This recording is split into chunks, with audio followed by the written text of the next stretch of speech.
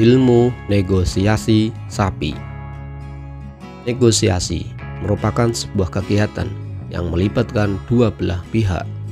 Dalam kegiatan ini, yaitu penjual dan pembeli. Kegiatan negosiasi biasa dilakukan oleh mayoritas pelaku usaha yang jualan di berbagai sektor. Topik yang akan kita bicarakan adalah negosiasi sapi bolo. Istilah lain dari negosiasi adalah petung dalam bahasa Jawanya. Negosiasi sapi seringkali memiliki proses alot yang bahkan berakhir kecewa karena tidak dealnya sebuah kesepakatan.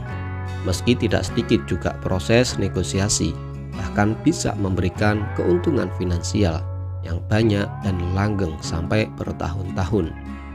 Metode apakah itu? Berikut cara negosiasi sapi yang bisa kalian coba saat kamu transaksi sapi bolo.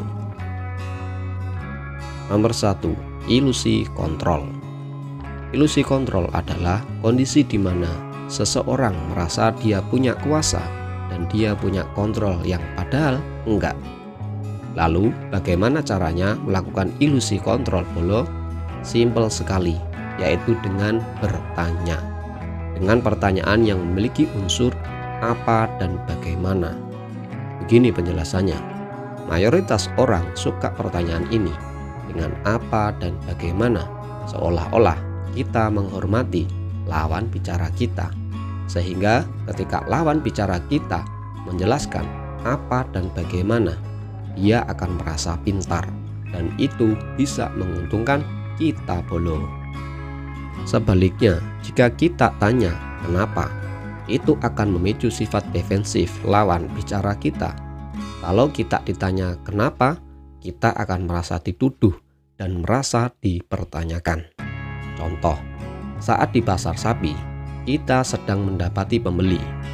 Kenapa Bapak minta saya mengirimkan sapi 50 ekor dalam 2 minggu ini? Pertanyaan seperti itu membuat lawan bicara kita merasa dituduh dan dicurigai. Sebaliknya, jika kita bertanya, ada apa Pak dalam 2 minggu lagi? Dia akan menjelaskan, mungkin 2 minggu lagi akan menjelang momen Idul Adha, sehingga dia butuh stok untuk melayani pesanan pelanggannya.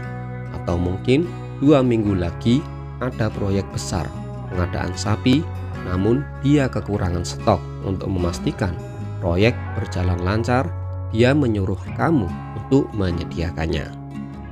Nomor 2. Memainkan empati, yaitu dengan mengontrol lawan kita agar berempati kepada kita.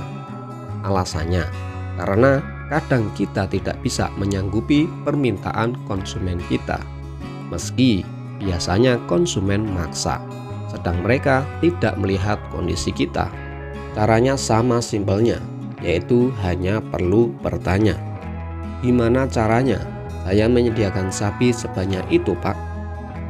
Misalnya kita dalam pasar sapi punya satu pembeli yang sudah berlangganan pada kita dan sudah sering transaksi sama kita. Namun di suatu kesempatan ada sebuah transaksi yang memberatkan kamu. Kamu diminta kirim sapi 1 truk siap potong. Sedang di transaksi sebelumnya kamu sudah kirim 2 truk sapi yang hanya di DP sepertiganya. Katanya akan dilunasi di pengiriman yang ketiga nanti. Namun ternyata di pengiriman sapi ketiga kamu mulai merasa nggak sanggup karena kapitalnya sudah habis bolo. Maka caranya adalah dengan bilang saja saat kamu langsung atau via telepon, bagaimana caranya saya menyediakan sapi sebanyak itu Pak? Lalu kalau ada pertanyaan, lah Mas, saya nggak berani ngomong begitu. Nanti kalau di cancel dan modal saya pengiriman pertama dan kedua nggak balik full gimana? Udah, jangan khawatir. Intinya kalau kamu ngomong ke dia, lalu dia akan mikir 2 kali dan melihat kondisimu lagi. Dan akhirnya dia mau membayar uang pengiriman di awal dan keduamu. Lalu kamu bisa membelanjakan sapi untuk dia lagi bolo. Kesimpulannya, Ini dia 2 cara untuk melakukan negosiasi sapi bolo. Nomor 1. Ilusi kontrol. Gunakan 2 pertanyaan, apa dan bagaimana bolo, agar lawan bicaramu merasa seolah kamu kasih kontrol atas dirimu. Nyatanya tidak sama sekali bolo. Nomor 2. Memainkan empati. Gunakan trik pertanyaan. Bagaimana cara saya melakukan pengadaan sapi sebanyak itu, Pak? Dan lihat, konsumenmu akan berempati kepadamu bolo. Sekian, salam ternak, semangat bolo.